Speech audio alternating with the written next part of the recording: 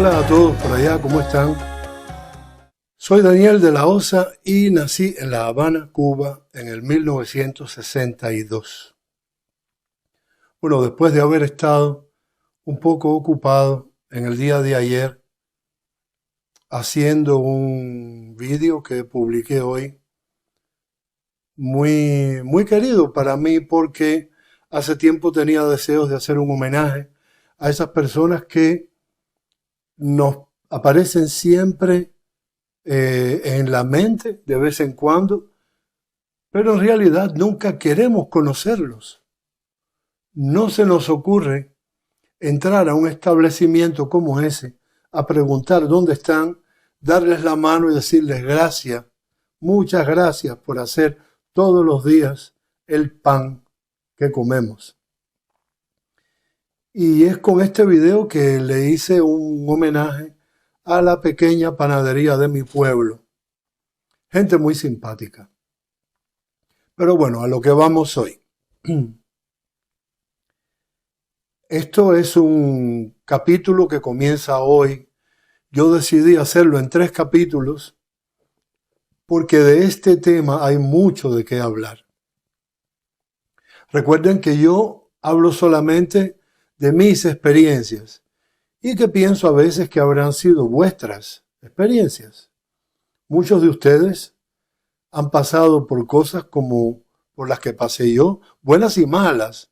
Me refiero a que la vida no nos da solamente reveses. Muchas veces estamos estimulados por cosas buenas que nos pasan. Gracias a Dios, la mayor parte de las veces es así. Pues bueno, este nuevo capítulo que comienza hoy y que será continuado por una segunda y una tercera parte,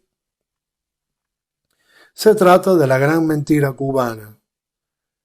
Cuba, ¿qué fue Cuba en realidad? Cuba fue una gran mentira. Esa Cuba que conocimos nosotros fue una gran mentira. ¿Dónde comienza? Bueno, comienza ya a principios de los años.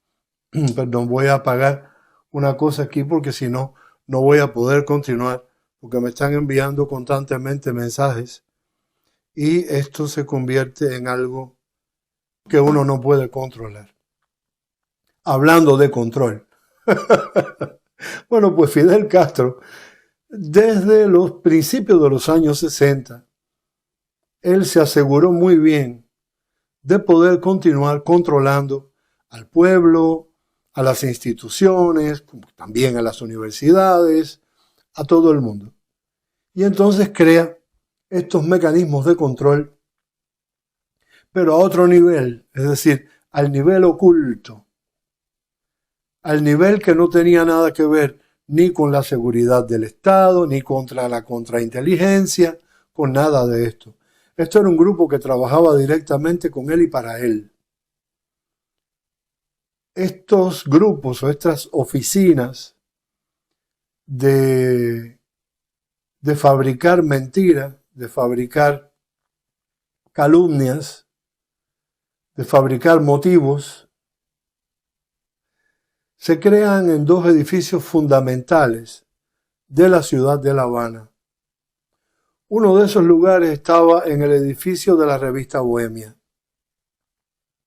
Claro, mucha gente que trabajó en Bohemia me dirá, ¿pero de qué estás hablando? Esa gente no sabía nada.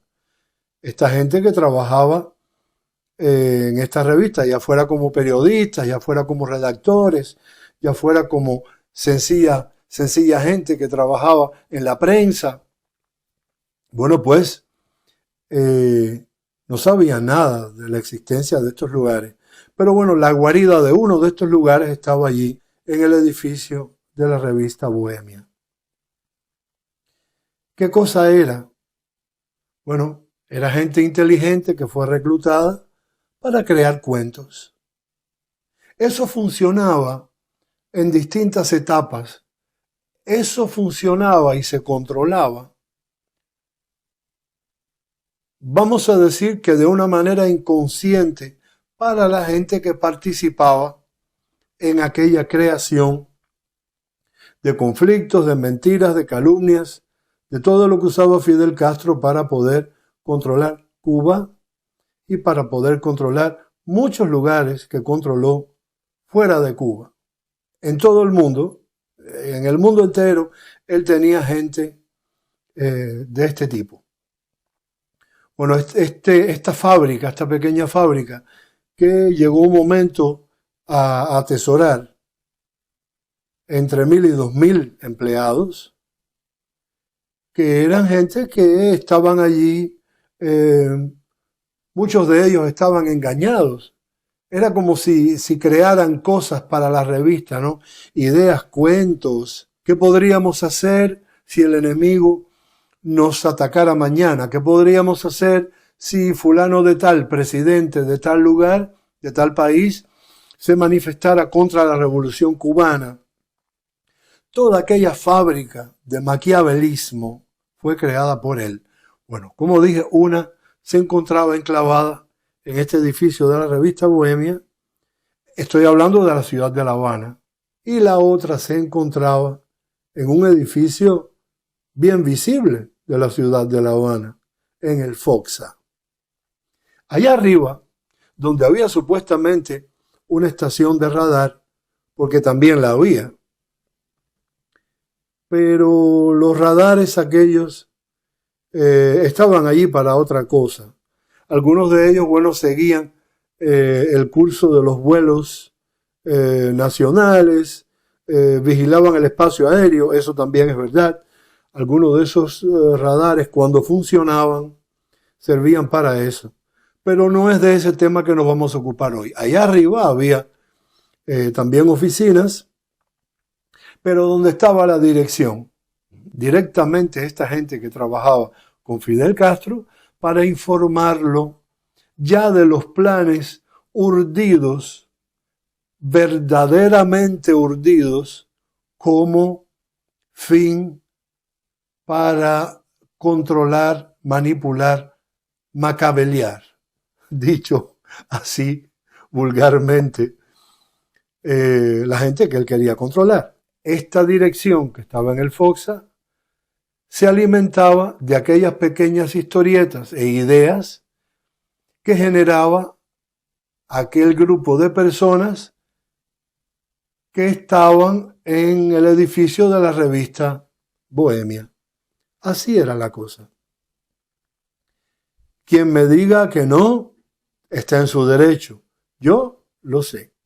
Yo conocí algunas personas que fueron manipuladas directamente allí, que fueron humilladas directamente allí, y que después con el tiempo se dieron cuenta para qué servían, porque algunas de sus propias ideas después fueron utilizadas en distintas cosas que sucedían.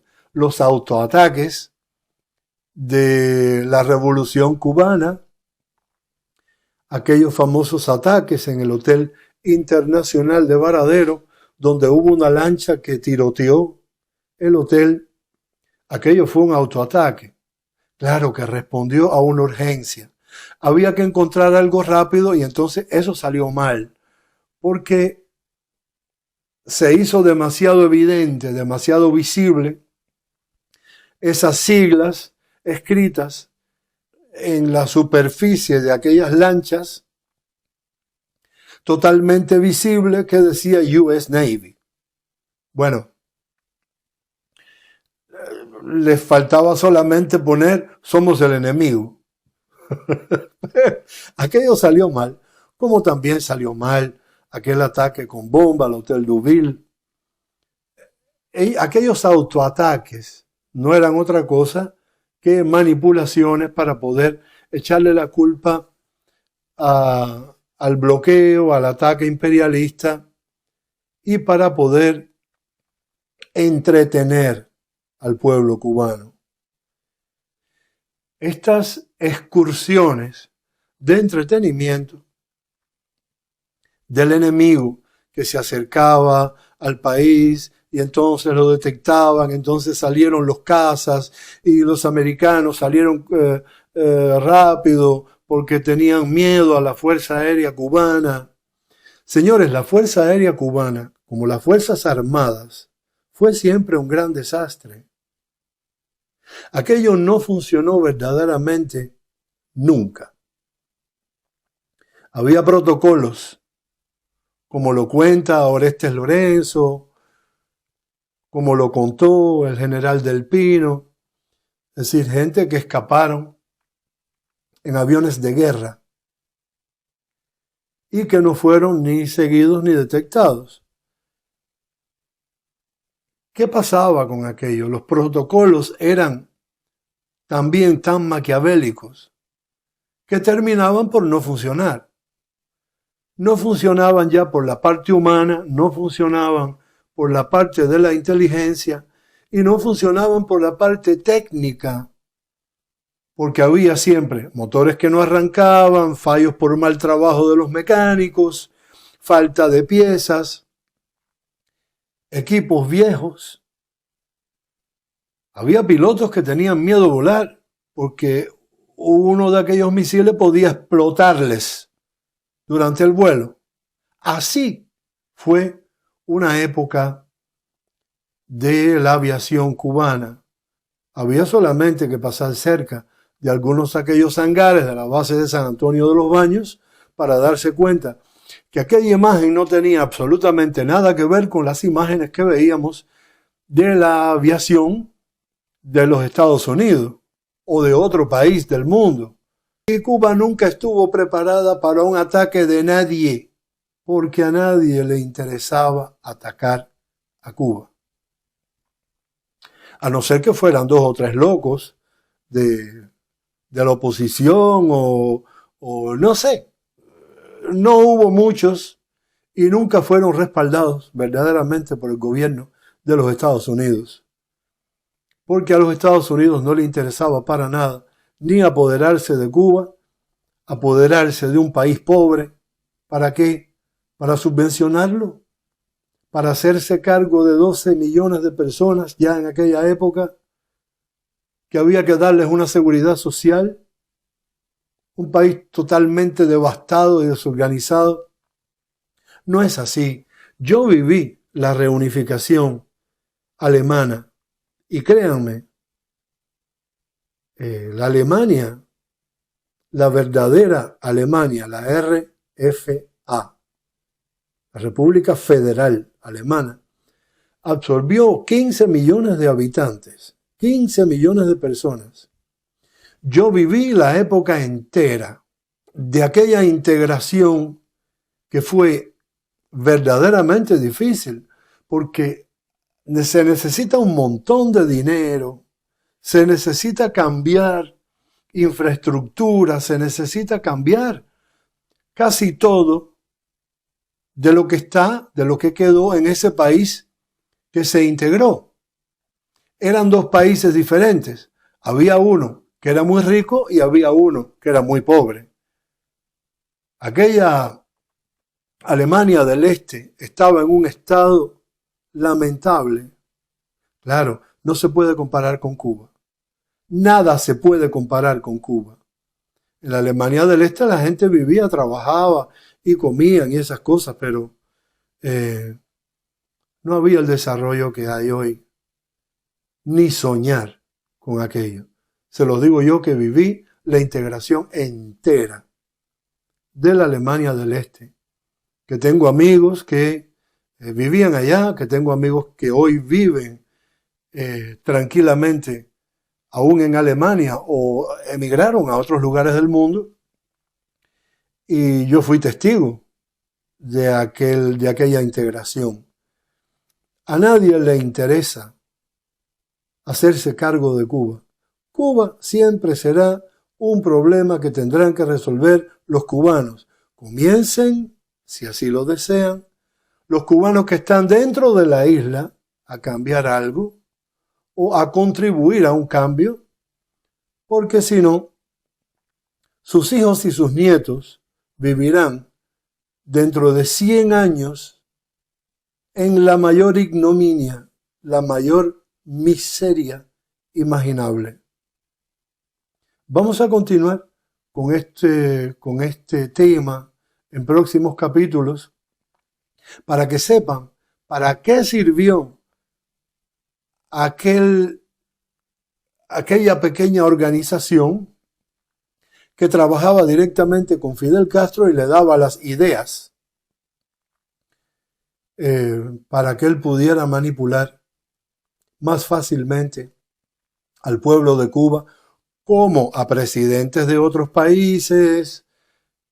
No era así como lo piensa la gente. Te mando la seguridad del Estado. No.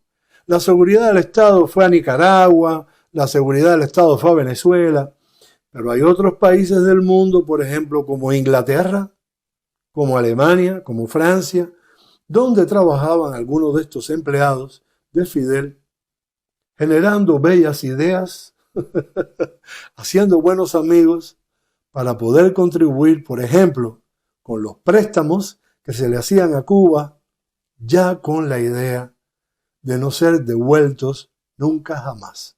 Cuídense bien. No hablen mal de nadie. Hasta el próximo capítulo. No abandonen este canal, que ya comenzamos a ser una familia un poco mayor.